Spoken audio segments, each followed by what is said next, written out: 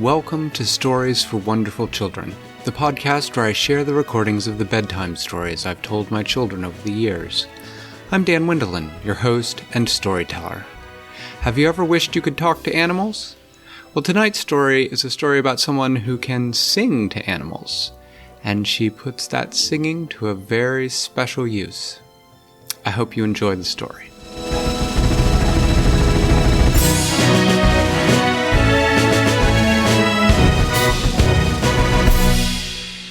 Redonna was a woman who had a very special power. She could sing and call cats. When she sang, all the cats in the neighborhood would come and they would sit around her and they would listen. And what was even more peculiar was that whatever she sang, the cats seemed to understand. So, for instance, if she made up her own song and she sang, "Catch the squirrels in my yard so they don't eat my tomatoes. Catch the squirrels in my yard so they don't eat my tomatoes." Well, from then on, there would always be a cat or two in her yard, sort of walking near her tomatoes, looking for squirrels and chasing them away. And so, needless to say, although Redonna could not understand the cats meowing, they seemed to understand her, and she did her best to always be kind to them, to pat a cat whenever she saw it, to scratch it behind the ears or under the chin, to pet it, give them treats when they did things like guard her tomatoes. Well, one day, Redonna looked outside in her yard. It was towards the end of summer, and she saw something that surprised her. She saw, perched on one of her largest tomato plants, a gray squirrel who was sitting there and was eating a big red ripe tomato. And Redonna thought, "What? Where are the cats?" And she looked around, and there were no cats in her yard. That, she thought, is very odd. She thought perhaps they're all busy elsewhere doing other things. And so she went back to washing dishes. When she looked out in the yard later that evening, there was one cat patrolling the tomatoes instead of the usual two. She came out and she scratched the cat behind the ears. It was a white cat, and she fed it a cat treat. And she sang. She hoped it had a good evening, too. And it had good hunting once the sun went down, and it caught lots of mice. Well, she went to bed soon after, and when she woke up in the morning, she looked out in her yard, and the squirrels were once again in their tomatoes. She took a broom and dashed out in the yard and waved the broom and shouted, and the squirrels ran off. But she knew they would be back soon, and she knew that there must be something wrong for all her cat friends to have left her tomatoes unguarded after this long summer. She wondered whether they were sick, and she decided maybe some sort of cat disease was going around the neighborhood.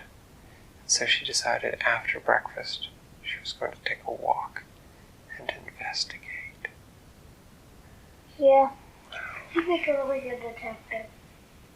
She went back inside the house and she had her breakfast, which consisted of the same thing that she had every morning, which was a slice of toast with butter, and a second slice of toast with jelly, a glass of orange juice, and a glass of milk. And after she had had that, she got dressed in some comfortable walking clothes because she didn't know how far she was going to have to go. And she set out walking. The first place that she went was down the block. There was a pizza restaurant, and behind the pizza restaurant there was an alley. In the alley there was a garbage can where they threw away extra pizza dough and pasta they hadn't used and tomato sauce. And that's where the alley cats lived. Right, and she knew that there were some alley cats that lived there intended to eat from that trash can. So she thought she'd go see them first. And she didn't see any cats in that alley, and she thought that was peculiar. So then she walked all the way around the block.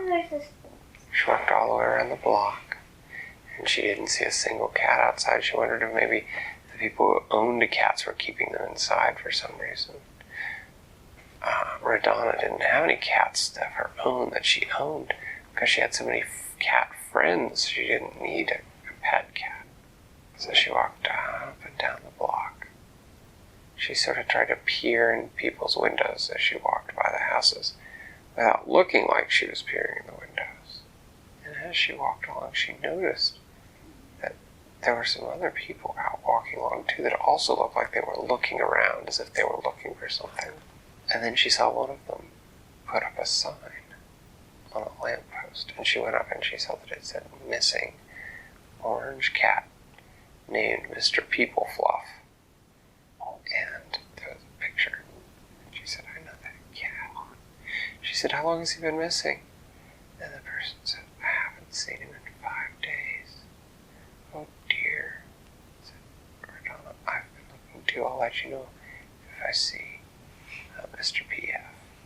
And she finished a walk around the block. She saw that it was already fairly late, so she went home for lunch. There were still no cats in her yard at lunch. She had her lunch, which was a banana, a kiwi, a spoonful of peanut butter, a handful of granola, and 2 big glasses of milk. She went out on her front porch and sat and thought. As she sat and thought, she saw the white cat that she had seen yesterday come walking by. The cat looked a little funny. She noticed that he looked thinner than usual, and that he was walking sort of a little funny. She quickly leapt up. He was not coming towards her house, but she decided she was going to follow him and see if she could get a clue to the mystery. So she followed him, moving as quietly as she could, because she wasn't sure if she should follow him. She was a little worried. Perhaps it was a cat's secret. But she followed him anyway, and he walked for 4 blocks due north. She thought, well, no wonder. I didn't have any idea what was going on. Whatever it is quite far away. And she came to the edge of an old junkyard, and the cat went in, and Redonna stood at the gate of the junkyard, sort of looking around. She didn't see any people. She saw a couple mean-looking dogs sniffing around, but they seemed to be chained up. She didn't see any cats. She just saw a lot of junk. And because it was getting to be late afternoon, it was getting sort of dark with long shadows. And Redonna thought it was sort of a little creepy. Hello, she called. She didn't hear anything. So she began to wander through the piles of junk, going in the direction where she had last seen the white cat. She walked down a long row of junk, and then she came to a place where there were 3 different paths. Now, if you were her, would you go right, left, or straight ahead, Rebecca? Straight ahead. So she did. She went straight ahead, and after she had gone a few paces, she heard an odd sort of sound. And then she moved faster, and she came to a clearing, and she looked, and she saw them, all her cat friends, and they were laying around on the ground, and they didn't look good. Some of them looked like they hadn't eaten in 4 or 5 days, and none of them were acting right. Some of them were up, sort of dancing around wildly, and some of them were just laying in place, and she could see that many of them had leaves with them. And Redonna bent down and picked up some of the leaves, and she looked at it, and she recognized it. It was catnip. And she said, someone has given these cats catnip. So much catnip that they've all gone a little crazy from the catnip, and they're not eating, and they're not doing what they're supposed to do, and they're not leaving this old junkyard. And then she heard footsteps of someone coming, and she hid behind an old junked car, and she saw someone wearing big black work boots, who I guess was maybe somebody who worked in the junkyard. He said, well, time for feeding. And he reached into his pocket, and he took out a big handful of catnip leaves, and he threw them out so that all the cats came running over and started rolling in it and meowing and dancing around like they were crazy, because catnip sort of makes cats a little funny, and not necessarily in a good way. Like sometimes it makes them too happy. And he looked around and he picked a cat that wasn't moving, that was just lying still, and he picked up the cat and he walked away. None of the other cats noticed because they were all too distracted with the catnip. But Redonna, as soon as he was out of sight, she darted out and she began to follow him. Once or twice he stopped and looked behind like he'd heard her footsteps, but every time she managed to hide in time, and she followed him, and soon she saw that he was walking right towards the two mean-looking dogs that were on a chain. And as he walked towards them, he said, "Dinner's here, boys," and he sort of held the cat back above his head like he was getting ready to throw it to the dogs, and Redonna realized what was about to happen, and she dashed out and she grabbed the cat out of his hands, and she turned and she ran at full speed, and he said, "Hey!" And he turned and he followed her, and she ran back through the maze of junk, hoping that she was going towards the cats and not knowing what she would do when she got there. She ran, and she was faster than the man in the boots, and she burst into the opening where all the cats were laying around and doing their crazy things with catnip, and she knew that this was terrible, that this man was feeding these cats catnip and they were getting sick and weak because the catnip was making them all crazy and they couldn't think about doing the things they needed to do, like eat and drink and play and the other things that are good for a cat. And so she stopped at the center, and she knew she only had a few seconds before the man with the boots got there, and she opened her mouth and she sang, "Follow me, my friends. We must go away from this place, back to the life of the running and the hunting, the jumping and the hiding. You must return to your life as a cat."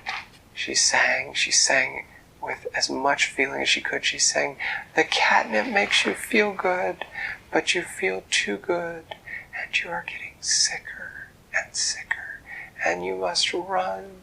This place brings only sadness and death." And then she saw that the man was coming to the clearing, and without stopping to look at the cat, she turned and she ran out of the junkyard as fast as she could, her feet pounding. And when she got out of the junkyard safely, where she knew he wasn't going to chase her anymore, she looked back, and as she looked back, she could see him stopped at the gate, and all along the street, between her and him, were cats. Probably 100 cats, some of them walking slowly because they hadn't eaten, some of them running because they hadn't been there that long, some of them walking sort of funny and dizzy and crazy because they'd had so much catnip.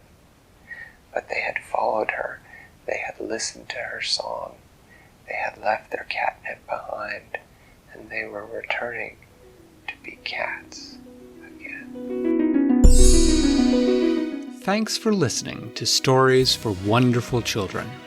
I created today's story, but heckling and clever commentary were supplied by my children.